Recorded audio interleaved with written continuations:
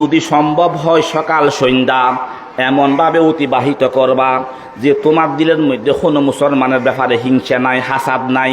তাহলে এভাবে জীবন যাপন করবা, কোনো মুসলমানের ব্যাপারে দিলের মধ্যে হিংসা হাসাদ রাখবে না। হিংসা হাসাদ মুক্ত হইয়া জীবন যাপন করা আমি নবীর সুন্নত, আমি নবীর তরিকা। যে ব্যক্তি আমি নবীর সুন্নতকে মোহাব্বত করলো, আমি নবীর তরিকাকে মোহাব্বত করলো, সে আমাকে মোহাব্বত করলো। আমি নবীকে যে মোহাব্বত করবে আমার সাথে জান্নাত পাবে।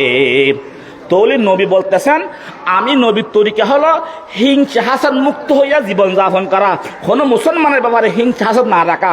সেজন্য আমরা মাইক ফাইলে কোনো হিংসা হাসাদ করি না, কাউকে কাফের বলি না। আমাদের কিছু ভাইয়েরা আছে মাইক ফাইলে শুধু ওয়াজের মৌজু হলো, তার বিষয়বস্তু হলো অমুক কাফের, ইবে ওয়াবি, ইবে আত্মীয় নবীজু, এই সমস্ত হিংসা হাসাদ। নবীর তরিকা হলো কোনো মুসলমানের ব্যাপারে অন্তরের মধ্যে হিংসা হাসাদ না রাখা। এটা হলো সুন্নি হনের আলামত। এখন মাহফিলে বসিয়া হিংসা হাসাদ মুসলমানদের মধ্যে কিভাবে ফাসাদ সৃষ্টি করে, এই সমস্ত জিনিস করলে ওরা সুন্নি হয় না, ওদেরকে বলা হয় বেদাতি।